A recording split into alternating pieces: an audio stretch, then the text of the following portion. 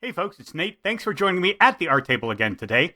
I wanted to talk about something I don't usually bring up on this channel, and that is the fact that I myself am a writer. I talk a lot about storytelling because I like to tell stories. And beginning this week, I will be serializing a new story of my own. That's right, beginning today, I will be launching a story called A Candle in the Wind, which you may have been able to guess already based on what you're seeing on your screen right now.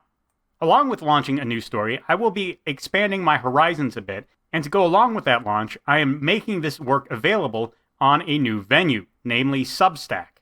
I just wanted to take a few minutes to run through all these things with you to let you know what the state of my storytelling is. And if you're interested in a more regular update on this, be sure to check out my other channel, Horizon Talker, which is linked down in the description, where I provide weekly updates on all the writing I'm doing.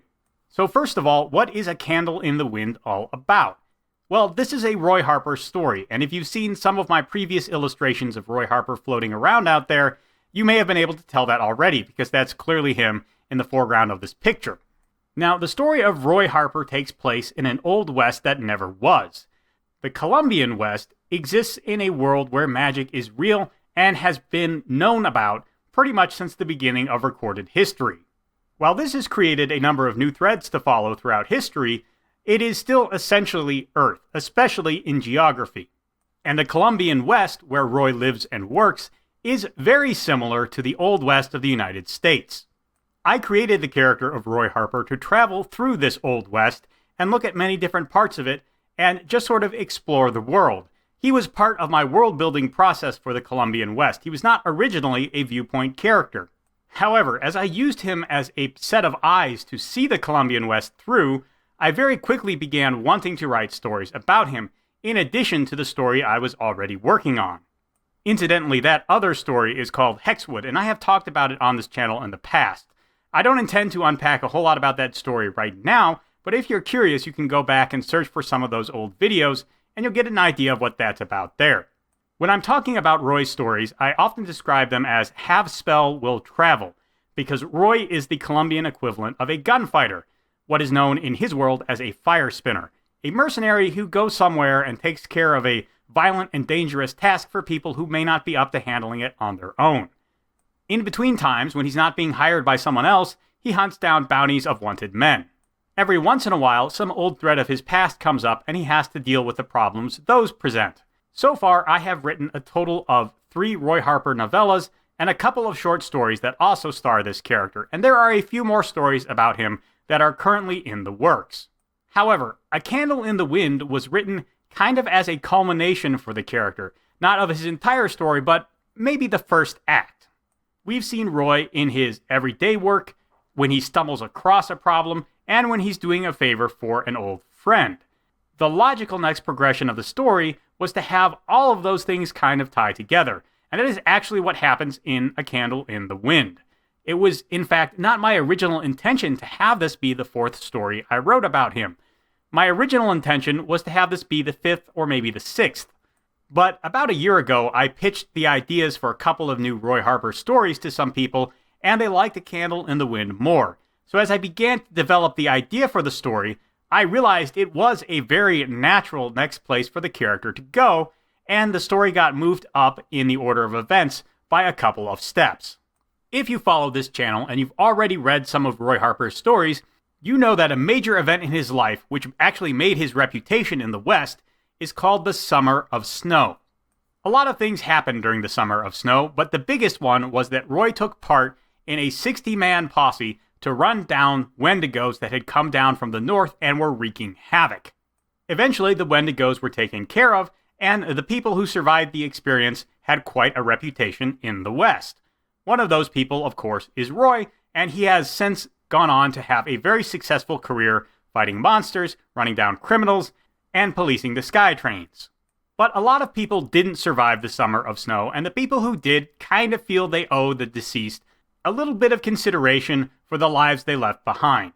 So when Roy learns that there is an outlaw hunkered down in a little seaside town founded by one of those deceased men, he sets out to catch the crook and set things right.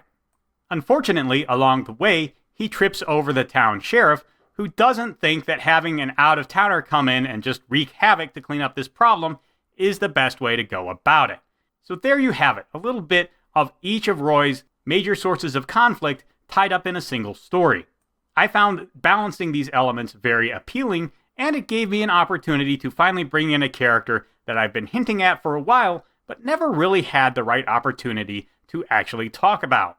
But if you're curious about that, well, you'll have to read the story to find out exactly what's going on with him. A Candle in the Wind is one of those stories that really came out of nowhere and grabbed me. Sometimes you just have an idea, and it really takes over all of your creative faculties until you can get at least a good-sized chunk of it out and on the page.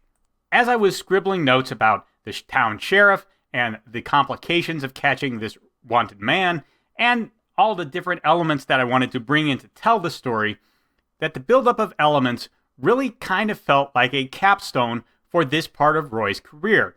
We see how the various things he has been doing so far come together to give him an insight into the problem and allow him to solve it in a way no one else could. That's very fun and exciting, and I really wanted to knock it out. Hopefully, if you choose to read this story, you will find it just as entertaining as I have found it to write. Now, all that said, you can read this story on my blog, which is always linked below, and also on my Substack, which is also linked below.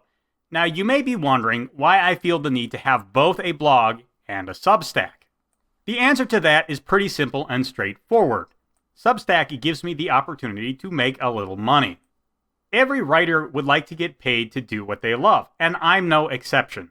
While I have had a blog for over 10 years now, and I appreciate the audience I have built up there, the reality is that it is very difficult to monetize that particular venue. I don't intend to give it up. Having a WordPress-built website is very useful, but Substack is much easier to monetize. Furthermore, since it belongs to a large corporation, it is a little safer from certain kinds of attack, like DDoS or hacking. I don't anticipate those kind of problems, but it's better to have a backup that is protected from such things than to not have one and need it. Maintaining my old website ensures that the readers that I have built up there will continue to be able to enjoy my content, while Substack gives me an opportunity to try and build a new reader base. Substack is a publishing platform that specializes in delivering content to readers, and which a number of readers are already signed up for. Yes, WordPress has some of that functionality built into it as well, but the reality is Substack just has a bigger reader base right now, at least from the looks of it. If you want to tell a story, you have to go somewhere. People are waiting to hear a story, and right now, Substack seems to at least fit some of the bill. There are other venues, of course. I've mentioned, in fact, looking into Royal Road as something I want to do this year. That is a venue for publishing web fiction hosted by Amazon. And at some point, I may open an account there as well. I just have to look more into it and see whether it's a good fit for what I do. In the meantime, my Substack is eventually going to be the place where all of Roy Harper's stories live. And after the book has been published and been out for a month, maybe 6 weeks, I intend to take it down from my free blog and put it on the Substack. Hopefully that will earn me a few subscribers there. I know that no one on the internet likes paywalled content, but hey, sooner or later, if you're serious about doing it as a career, you gotta figure out something, right? Anyway, as long as you stay on top of it, you'll be able to finish the story yourself for free because you're ahead of the curve and you already know about it before it's behind the paywall. Anyway, that's what I got for you today.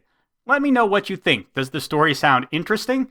Do you think free content that is current will be enough to drive people to pay for an archive of back content? The comments below are open and waiting for you. Let me know what you think down there. There's a like button and a subscribe button down there. You can use them as you see fit, and I'll talk to you later.